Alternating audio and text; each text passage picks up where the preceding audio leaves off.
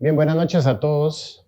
Hoy, como verán, eh, mi vida cotidiana con mi llamamiento han colisionado y he optado por traerme un café a la predicación. ¿Quieres uno? Bueno, es un placer poder compartir un sábado por la noche más con ustedes. De verdad que es bien íntimo esto y hoy, pues, confío en que Dios es el que tiene un plan. Muchas veces cuando nosotros ponemos el proyecto de Dios, por supuesto, en sus manos, Él tiene la libertad de cambiarlo de último minuto, si es el caso. Un poco para probar nuestras convicciones, para saber qué tan resiliente es nuestro corazón, qué tan dispuesto al cambio. Pero estoy muy complacido de saber que nuestra iglesia gira alrededor de la enseñanza de la palabra de Dios. Nosotros no necesitamos entretenimiento, no necesitamos contenido, generar contenido una vez al mes para ver qué hacemos distinto ese sábado. Tengo que confesarles que caí y he caído 1000 veces en 1000 trampas y me vuelvo a salir de ahí cuando me doy cuenta de que otra vez estoy tendiendo a irme a mis raíces de marketing y comercialización, donde quiero hacer las cosas de una manera innovadora, distinta. Y Dios me vuelve a recordar que nuestro proyecto no es hacer crecer la iglesia. Yo no quiero competir con Dios. Él dijo sobre esta roca, sobre la verdad que Pedro confesó, que ni siquiera él la dijo sabiendo lo que estaba diciendo, sino que Dios lo puso en su corazón. Sobre esta roca edificaré mi iglesia. Así es que intentar competir con él para edificar la iglesia es una locura. Lo que sí nos corresponde a nosotros es predicar el evangelio y enseñar la palabra de Dios.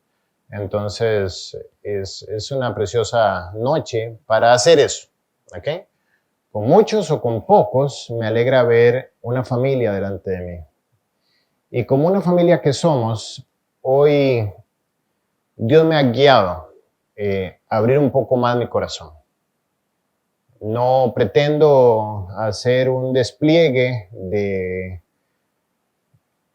una obra dramatizada en este escenario, sino realmente compartir más profundidad de lo que hay en mi corazón. Normalmente las predicaciones, y así me lo exige el Señor, van preparadas dentro de un esquema, dentro de un formato. Si algunos lo han notado, algunos otros no, pues es todo un trabajo que a mí me toma entre 25 y 30 horas semanales preparar una enseñanza de 1 hora. Y no quiere decir que para hoy no esté preparado, pero el día de hoy he optado por hacerlo directo desde el corazón. Y para tener un preámbulo que esté alineado con esta apertura, quiero invitar a una persona muy especial a que se tome un café conmigo. Mi esposa Katia.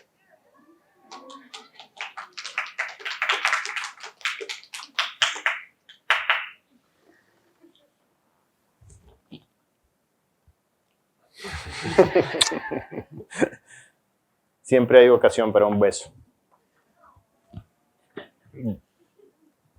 Eso. Bueno, literalmente hay un café. Le doy gracias a Dios también por la vida de ustedes y los que ponen a nuestro servicio, al servicio de la obra de Dios, lo que Dios les ha dado. Y aquí tenemos, pues ya verán, sillas, alfombra, mesa, café, agua. Tenemos pues lo necesario para una buena conversación.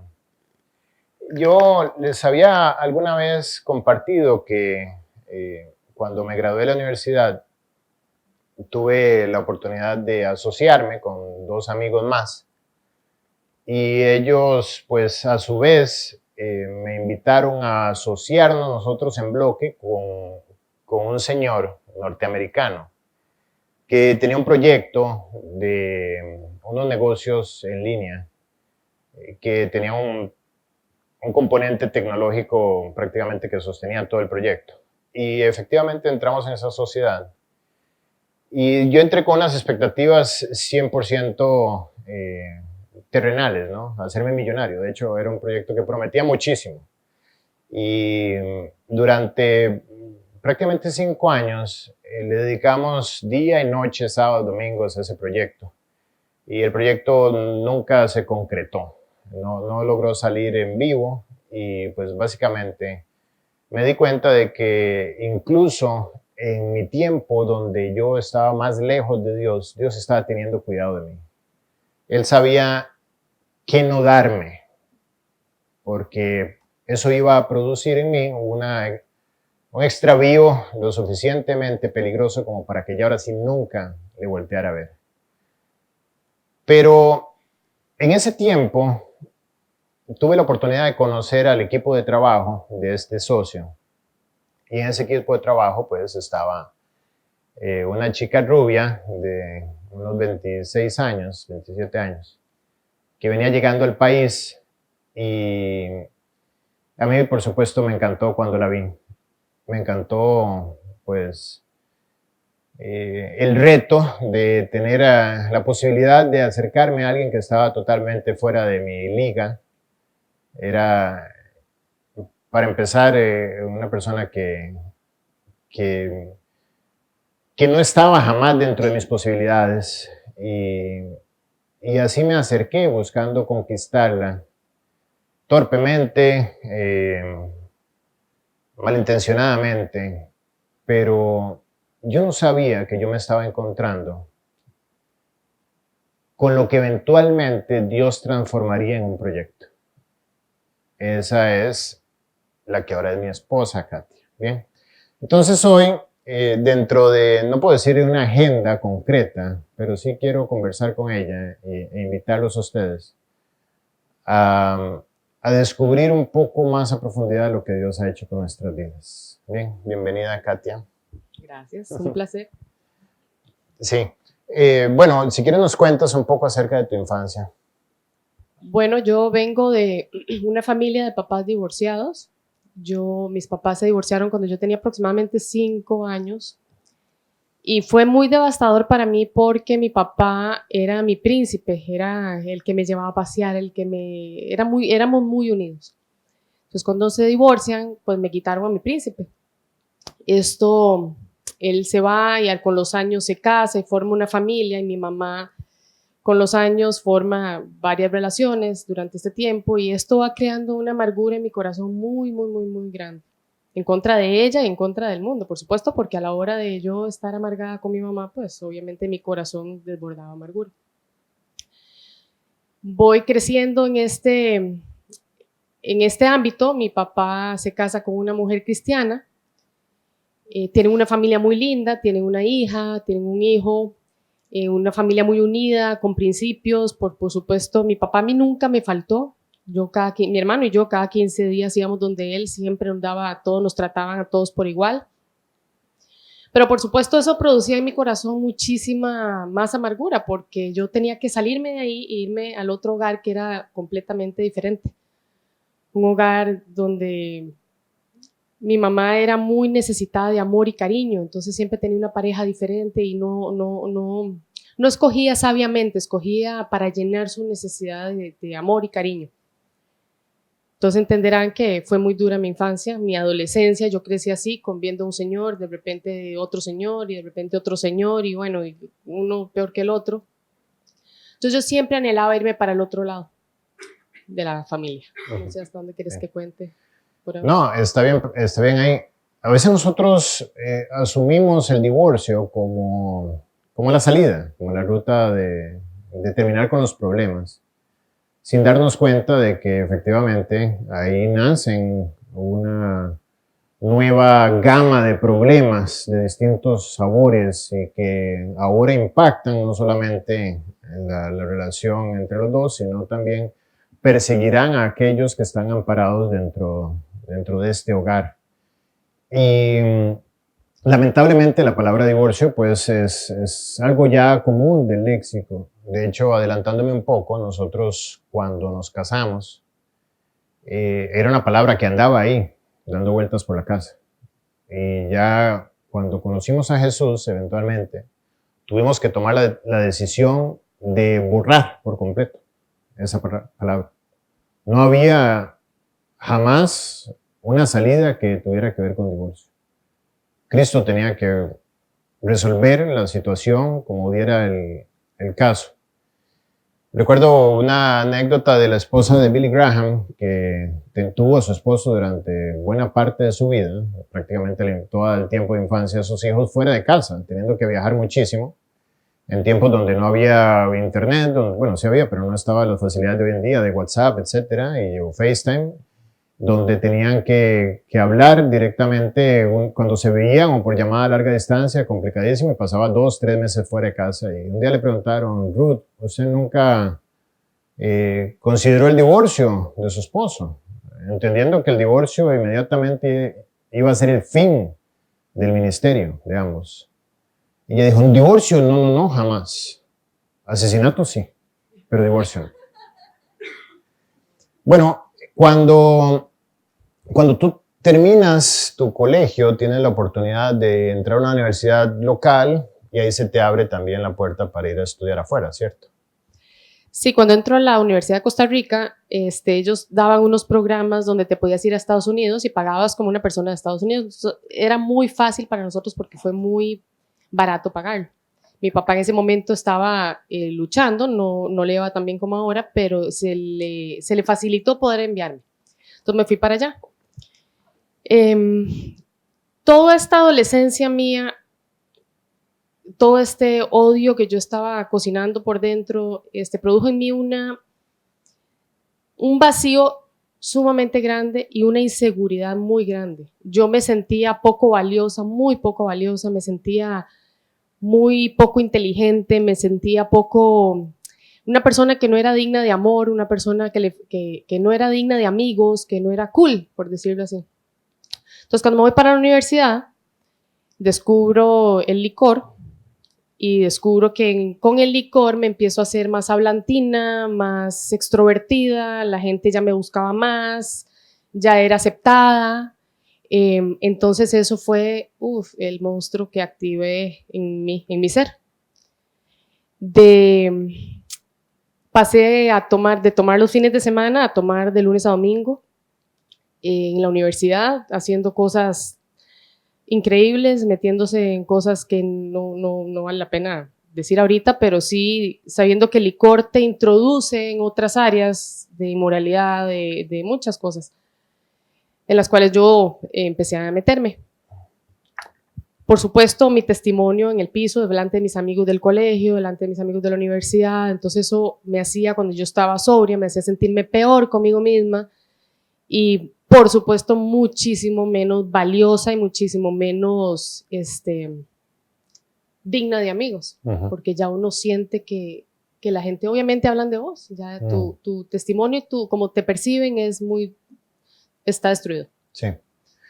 Y bueno, después de 4 años en este estilo de vida y sobreviviendo, diría yo, más que viviendo, regresas al país y ahí es donde nos conocemos.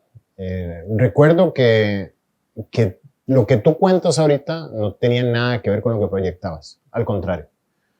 Y eso me hace pensar de cómo nosotros por fuera proyectamos algo y realmente lo que está ocurriendo por dentro es totalmente distinto. Y hoy hablaba con algunos acerca de la importancia de definir su identidad a la luz de lo que Dios piensa y no a la luz del criterio social. Muchos están hoy en día buscando quiénes son en la opinión de los demás. ¿Qué opinan mis amigos de mí? ¿Qué dirán de mí? ¿Cómo me voy a ver? ¿Cómo voy a ser aceptado o no? Y de esta manera, pues va a ser imposible que una persona pueda definirse. Va a ser imposible que una persona pueda tener sus pies puestos sobre una roca, puesto que la opinión social siempre va a ser muy dura. Y hoy en día las redes sociales, además, permiten un medio perfecto para falsificar una identidad. Si ustedes revisan las imágenes que la mayoría de la gente publica, no tienen nada que ver con la realidad. Publican momentos de gozo, de alegría, de triunfo, como si sus vidas fueran siempre un pico altísimo allá donde todo es perfecto. Nadie publica los momentos de soledad, nadie publica el vacío que hay en el corazón. Y es un engaño realmente en el cual la sociedad vive detrás de una fachada. Pero bueno, esto no es nuevo y esto es triste, pero también es perfecto, porque la Biblia dice que aquellos que están contritos y humillados, Dios no puede despreciar. En ese tiempo, pues, se da una combinación terrible, porque con el bagaje que Katia traía y con la vida que yo también había sembrado durante 20 y tantos años, empezamos a tener una relación que continúa a través de un matrimonio. Y en este matrimonio, pues, empezamos a sufrir queriendo amarnos. Tengo que confesar que sí había una intención de hacer las cosas bien, pero sí también había una mano que lo que escribía lo borraba con el codo.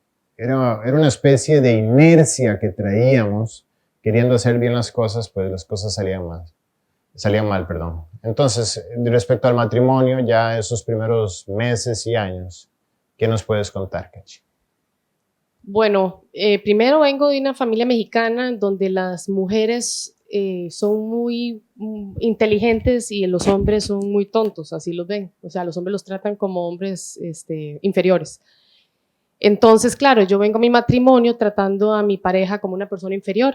La menospreciaba, de todos los insultos que se los podía decir, se los decía para aplastarlo, para hacerlo sentir poco hombre, poco todo. En fin, siempre nos vieron como una pareja perfecta. Andábamos, todo el mundo pensaba que nos llevábamos súper bien, que éramos íntimos amigos, y cuando llegábamos a la casa eran gritos, pleitos, no nos hablábamos en una semana. No hubo agresión, pero íbamos para eso porque yo era una persona que incitaba mucho. Entonces, bueno, eso era más o menos el resumen. Sí, llegamos a ese punto donde ya dejaba de importar el respeto, dejaba de importar la integridad de la otra persona, donde los roles se torcieron totalmente y verdaderamente éramos instrumentos para infringir dolor. Nuestra boca y aquello que expresábamos pues iba orientado únicamente a destruir y a causar daño. Y yo vuelvo a confesarles que sin deseo de hacerlo. Realmente yo no quería destruir a mi esposa. Yo no quería lastimarla, pero sin embargo era como estar gobernado por algo que es más fuerte que tú. En ese tiempo apareció mi hermano. Y mi hermano... Perdón, sí. Pero sí había que agregar que los dos entramos en ese nivel de que era mucha fiesta, mucho licor, y cada uno expresaba. O sea, todos los fines de semana era licor, con fiestas y claro, amistades incorrectas y bueno. Exacto, eso es importante porque buscábamos disimular, ¿no? Anestesiar un poco ese efecto. Y los amigos eran perfecta excusa para eso. O sea, nuestro grupo de amigos eran personas que también disfrutaban de la mentira, de la fachada, del teatro, y así fuimos pues haciendo crecer nuestra relación. En ese tiempo nació Mariana, y en ese tiempo es donde iba yo, y apareció mi hermano apareció hablándonos de Jesús, diciéndonos que en Él había esperanza, que Él había transformado su vida. Y yo le decía a Katia que qué bien por él, qué bien que había encontrado eso que necesitaba, como si se tratara de un nuevo grupo de amigos que ahora le estaban haciendo bien a él, sin entender tampoco lo que yo estaba experimentando. Leía un día de estos en el libro de Hechos, capítulo 9, cuando el apóstol Pablo conoce a Jesús. Y Jesús le dice, Saulo, ¿por qué me persigues? Pablo no sabía que todo aquello con lo que estaba luchando era precisamente no un grupo de personas, no el testimonio de alguien, sino el mismo Jesús que estaba viniendo a su rescate. Y esto precisamente fue lo que nosotros experimentamos. Jesucristo llegó hasta nuestro hogar. Era la única forma en que nosotros podíamos tener esperanza. Jesucristo llegó un día en una enseñanza, una predicación así como esta, que se habló acerca del Evangelio. Y yo recuerdo que ese día fue como si mi corazón lo hayan tomado y lo arrebataran y me lo escondieran, y desde ese tiempo ando buscando dónde quedó mi corazón, como si me hubieran secuestrado. Y unos meses después, también Katia tomó la decisión de abrir la puerta de su corazón a Jesús. Precisamente, Dios en tu primera célula te habla acerca del matrimonio. Sí, en el medio del desorden que vivíamos, yo trabajaba de noche, entonces yo salía a medianoche, entraba a las 4 de la tarde, 2 de la tarde y salía a medianoche. Entonces, Guille se quedaba en la casa con Mariana, yo me iba a trabajar, me levantaba muy tarde, en fin, era un ciclo. Entonces nos invitaban a un grupo de Biblia, pero nunca podíamos ir. Una noche, cuando logramos ir a la reunión, hablan del matrimonio. Cuando entro en el matrimonio con Guille y les cuento todo esto que está pasando, para mí el matrimonio con gritos, con menosprecio y con este tipo de relación era muy normal para mí. Para mí esto era el matrimonio, era lo normal. Entonces yo no tenía ninguna necesidad de algo más, para mí esto era la vida. Y cuando entro al lugar y me empiezan a hablar del matrimonio, yo me quedé, sí hay algo mejor que esto. Me abracé a Jesús, definitivamente abracé a lo que me estaba invitando. Y ahí fue donde yo nazco de nuevo. Me acuerdo un 30 de enero del 2008. 7. Sí, esa noche fue fantástica para mí, porque recuerdo el momento en el que Katia estaba al lado mío y ella levantó su mano diciendo que quería aceptar a Cristo como su Salvador. Y ese pequeño movimiento de su brazo anunció el banderazo de salida de una nueva vida. Porque precisamente nuestra vida, y yo me encanta compartir eso contigo, porque nadie puede entender lo que yo estoy diciendo. Solo tú lo puedes entender. Nuestra vida al día siguiente tenía color. O sea, es como si se abrieran las cortinas de la casa y entrara el color. Literalmente fue como si quitaran las tinieblas de la casa. Y había vida. Eso era, había vida. Había vida. Repasaba un día este versículo de Juan 17, que dice, y que te conozcan a ti, y dice que conozcan la vida eterna. Y esta es la vida eterna, que te conozcan a ti, al único Dios verdadero. Cuando nosotros conocimos al Dios verdadero, no el Dios de la religión, porque durante todos esos años pues anduvimos en religiosidad, etc. Pero cuando conocimos la vida eterna, efectivamente nuestros ojos estaban experimentando por primera vez el cielo. Y ya ahora en nuestro matrimonio empezó a haber un propósito que antes no sabíamos que existía. Ahora era Jesús y nada más. Solo eso hablábamos. Solo eso hablábamos. La Biblia, los discipulados, las células, nos tragábamos todo. Andábamos en todos los compañerismos, todas las células. Me acuerdo que vos ibas a todas a poner todos los audiovisuales. Y yo me sentía tan orgullosa. Nunca estaba en las noches, siempre estaba ayudando y me sentía tan feliz de que él estuviera en eso y no tomando y no. Sí, yo andaba en lo que tuviera que ver con Jesús, en eso yo estaba metido siempre. De hecho, íbamos en la iglesia de Costa Rica, esa iglesia tenía una escuela y nosotros íbamos a las reuniones de la escuela y nuestros hijos ni siquiera estaban en la escuela. Íbamos a las convenciones, íbamos a las graduaciones de fin de año. Todo lo que tuviera que ver con Jesús, con iglesia, con Biblia, ahí estábamos nosotros. Como algunos de ustedes, gracias a Dios, tienen ese corazón de que en el lugar donde haya Jesús, ahí pues tengo que estar.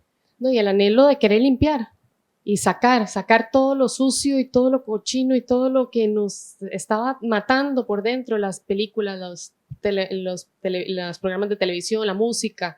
Empezamos a desechar todo lo que nos llenaba de todo eso que cargábamos. Recuerdo una sala de tele que teníamos en esa casa y era todo el día música de adoración, el día entero. En ese momento eran DVDs. los DVDs dando vuelta todo el día. Me acuerdo hasta en la imagen del menú del DVD, porque a veces terminaban las 12, 15 canciones y quedaba dando vuelta la imagen del DVD y a ver, el que pasaba le daba play otra vez y otra vez escuchando. Y esto era básicamente porque estábamos experimentando algo que efectivamente era real, pero en ese momento no teníamos la menor idea de que realmente Dios había tomado nuestras vidas para trasladarlas a un proyecto. Empezamos a anhelar y por supuesto nuestra vida estaba llena de desórdenes, pero sin ningún problema todos esos desórdenes estaban siendo puestos delante de la presencia de Dios para que Él los iluminara, los transformara. No, y sin darnos cuenta íbamos viendo cómo se ordenaba esta área. Exacto. Cómo se ordenaba esta área. Exacto. Sin nosotros tratar o hacer el esfuerzo, de repente Sí. iba limpiando, iba arreglando. Sí, de mis cosas favoritas en ese mismo periodo que entendí es que cuando Jacob, siendo engañador, impostor y suplantador, eso significa su nombre, cuando él nace de nuevo, Dios le cambia el nombre y le pone por nombre Israel. Israel significa a través del cual Dios lucha. Yo empecé a experimentar eso. Yo decía, Dios, no, quizás no me cambiaste el nombre, pero ahora tú estás luchando a través mío. Todo lo que era imposible para mí, ahora tú lo estás empezando a operar a través mío y dentro mío. Y hay personas que se preguntan, la vida cristiana es dura, es difícil, es un estándar imposible de cumplir. Y yo lo único que puedo decir es, sí, tienes toda la razón. Es un estándar imposible de cumplir. La Biblia lo asegura, dice, no hay quien haga lo bueno, no hay ni siquiera uno. Pero por eso la vida cristiana y la religión tienen una distancia como el oriente del occidente, porque la vida cristiana la vive Dios en ti, Él es el que hace en ti. Y algo que fue un factor clave y que nunca nos pusimos de acuerdo, pero empezó a suceder en ambos, y yo es de las cosas que más le agradezco a Dios que me diera una esposa con este atributo, es que ambos empezamos a saturar nuestra vida de Jesús, a saturarnos de la palabra de Dios. O sea, el momento que existiera era un momento oportuno para meter Biblia dentro de nosotros. De hecho, el primer día me acuerdo de verte leyendo toda la mañana, y eso era lo que querías hacer, estar leyendo, inclusive muchas cosas sin entenderlas, pero estar leyendo, estar tratando de descubrir. Me acuerdo verte con un bloc de notas anotando las cosas ahí, hasta la fecha, todavía te veo leyendo con un cuaderno todo rayado y con cosas que quizá nadie lee ni leerá nunca, pero ahí están. De las memorias más lindas que tengo es cuando ya tuve Vale, que no podía ir a las células ni a los discipulados. Me acuerdo que Guille iba al discipulado y apenas llegaba, él me daba la grabación, yo me sentaba, la copiaba, la escuchaba, la sentaba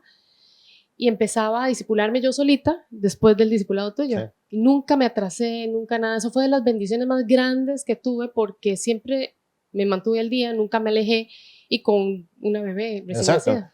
Sí, yo recuerdo, en ese tiempo era un USB. Tenía yo que llegar con un USB con la grabación.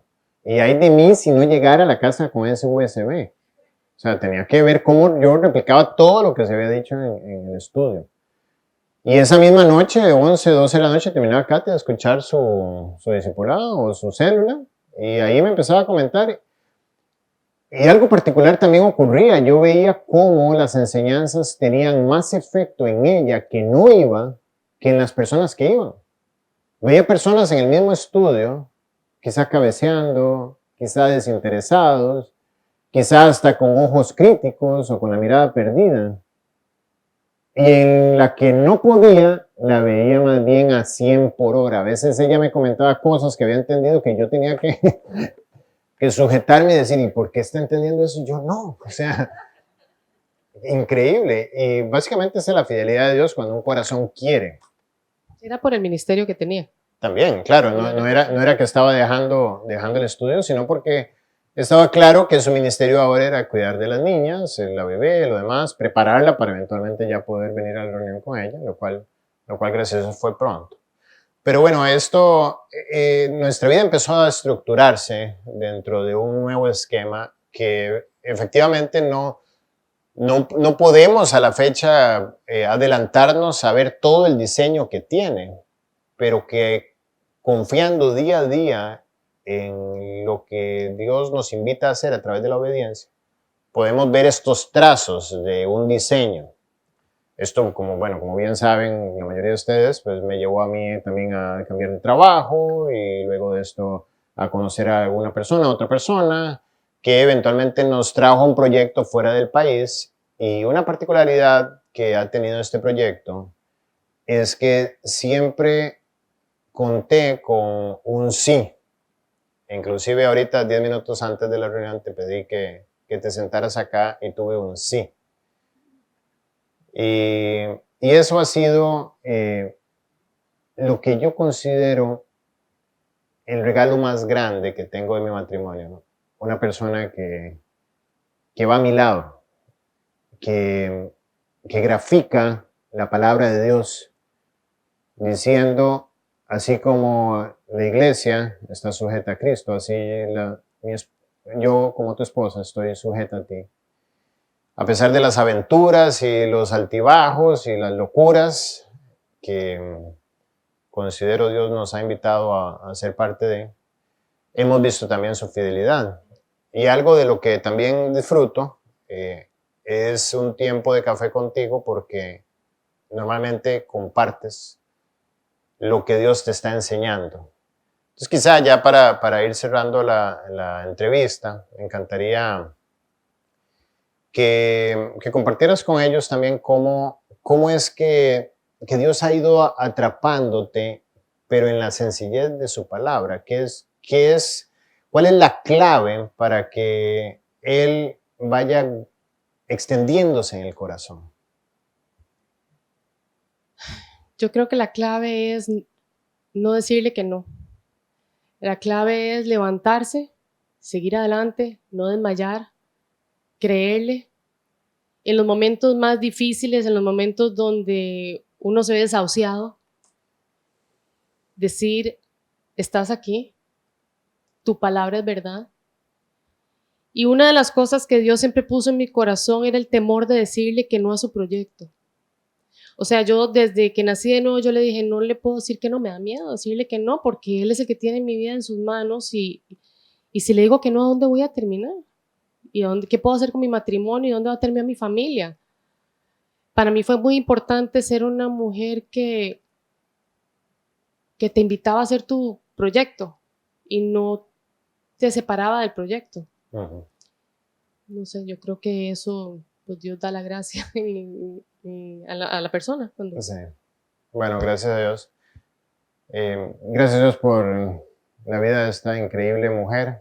Gracias a Dios que la ha puesto como compañera de mi vida y como parte del proyecto de edificar esta iglesia. A veces pienso y además estoy seguro que ustedes la quieren más a ella que a mí, en lo cual yo no tengo ningún problema. Pero bueno, gracias, Cachi, por abrir tu corazón, compartir tu testimonio con nosotros. ¿Me puedo llevar el café? Sí, por favor. Que Dios te bendiga.